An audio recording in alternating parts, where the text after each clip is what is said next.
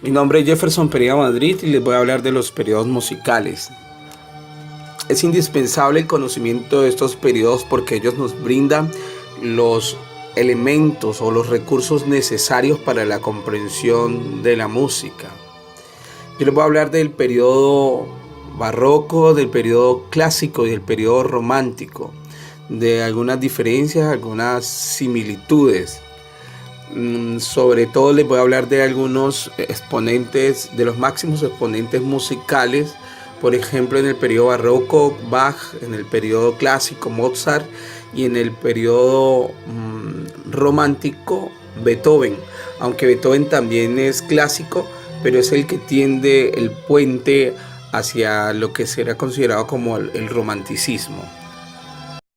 Hablemos sobre el periodo barroco, sobre las características importantes. Por ejemplo, lo que tiene que ver con el contraste. Hay algo que se llama dinámica enterranza, que es el cambio súbito en el volumen. De pronto la música está sonando suave y de pronto sube de repente. Hay un contraste entre el solista y la orquesta. Se desarrollan las texturas como la homofonía, la polifonía, pero se le da mucho más realce a la melodía acompañada. El tempo. En el tiempo las piezas musicales a veces se interpretan con un ritmo rápido, con un ritmo lento. Hay una mezcla de compases ternarios y cuaternarios o binarios. De compases ternarios y cuaternarios o binarios. También se establece la tonalidad, se deja atrás la modalidad renacentista y medieval y se comienza a usar el tono mayor y el tono menor. También algo que tiene que ver con lo que se conoce como lo temperado, la afinación temperada. Ahí en el Renacimiento todos los instrumentos se afinan utilizando el mismo patrón de afinación. Se comenzó también de la orquesta barroca. Es un conjunto pequeño donde los instrumentos principales son el violín y el instrumento que se conoce como el clave. También una técnica que se va a usar luego mucho, que es el bajo continuo, que acompaña un acompañamiento constante de la melodía principal con un sonido grave. Bueno, de Johann Sebastian Bach voy a decir muy poco. Me interesa la música que está sonando. Vamos a hacer un pequeño análisis. Johann Sebastian Bach fue un compositor, organista, clavencista, violinista, maestro de capilla y cantor alemán del periodo barroco. Yo quiero que escuchen sobre el bajo continuo.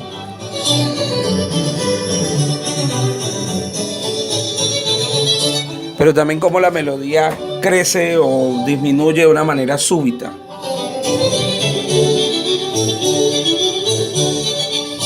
El enfrentamiento entre el instrumento que tiene la voz principal y la orquesta.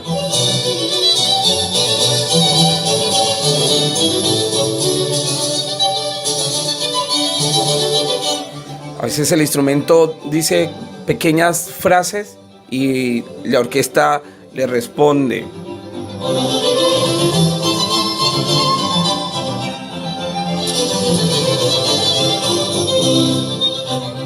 También la cantidad de adornos que se van creando en esta melodía.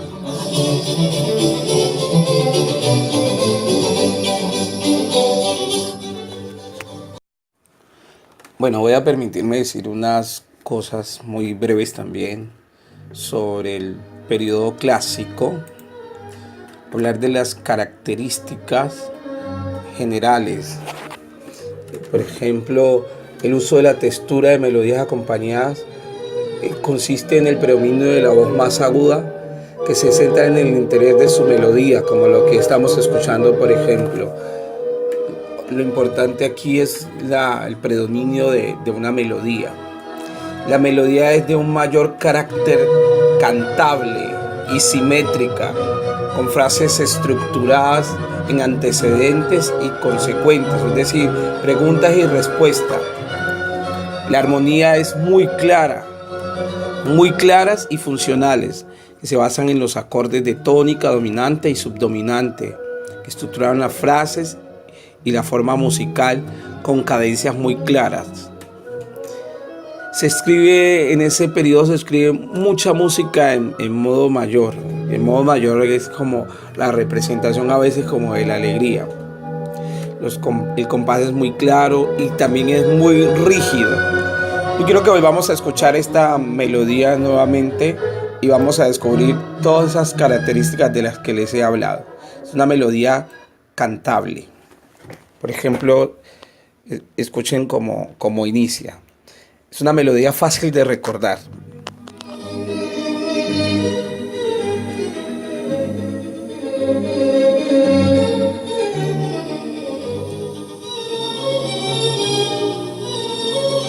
Esa es la melodía principal en el primer plano.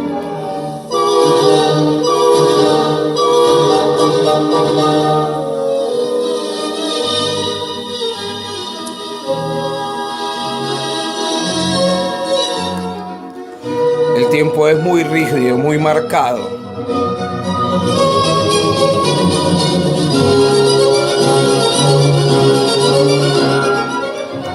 Esta sinfonía es la sinfonía número 40 del compositor alemán Mozart.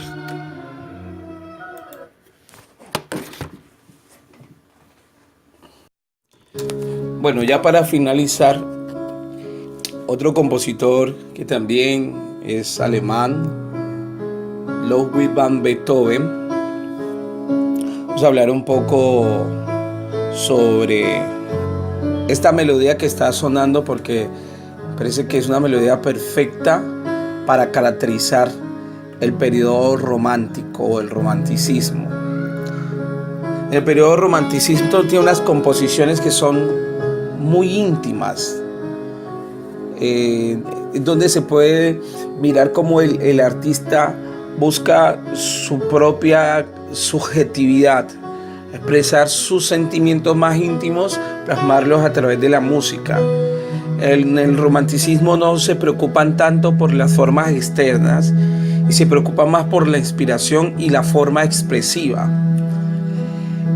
Las melodías son apasionadas y son muy intensas y de ahí una calurosa expresión de los sentimientos. Las frases melódicas son poco regulares y no son tan simétricas como en el periodo clásico. En el romanticismo desaparecen las frases cuadradas. Los ritmos son un poco complejos y son libres. La parte armónica se basa en el uso de nuevos acordes y nuevos recursos también para la modulación. Y se buscan los contrastes musicales que puedan sugerir sentimiento a través de matices dinámicos. Fuerte en el piano, crescendo, a veces decreciendo. También hay un predominio instrumental sobre lo vocal y hay una consolidación y ampliación del número de instrumentos de la orquesta sinfónica. Hay efectos nuevos de la orquestación en la música sinfónica gracias a las innovaciones y mejoran técnica de los instrumentos de la orquesta. Utiliza más los instrumentos de madera, metal y percusión. Tiene preferencias por las formas menores. Preludio, estudo, los lied, los impromptus. En el periodo romántico se crea lo que se conoce como el poema sinfónico. Y también hay una aparición que es muy importante del ídolo, del virtuosismo. Y hay una preferencia fundamental por el piano y el violín. Y la recuperación también de instrumentos como el arpa y la guitarra. Escuchemos esta melodía, terminemos con esta melodía de Beethoven que se llama Claro de Luna. La pongo desde el comienzo y vamos a escuchar cómo es una melodía muy íntima.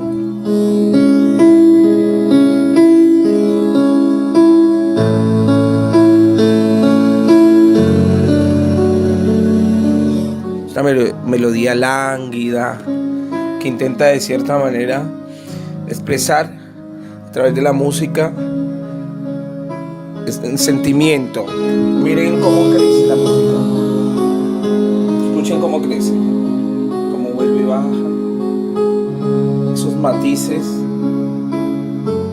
la nota, la intensidad de la nota, cómo es intensa pero también se va perdiendo y vuelve y la recupera.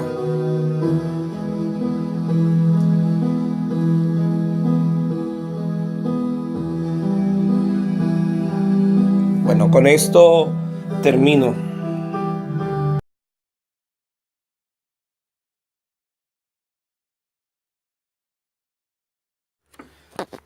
Bueno, se me olvidaba decir, estos tres músicos tienen cosas muy distintas porque pertenecen a periodos distintos. Quizá entre Mozart y Beethoven haya un poco más de relación por la forma en que se construyen las melodías, aunque luego Beethoven va de cierta manera a romper con lo clásico y va a empezar a crear una música mucho más íntima. Puedo decir que las similitudes que hay entre estos músicos se basa más en la idea de perfeccionar la música independientemente del periodo al que pertenecen, en esa búsqueda y desarrollo de la técnica y también de ir conceptualizando lo que tiene que ver con la música, cómo se va conceptualizando para poder mejorar y expresarla de un modo mucho mejor. Muchas gracias por escuchar y recuerden, mi nombre es Jefferson Perea Madrid.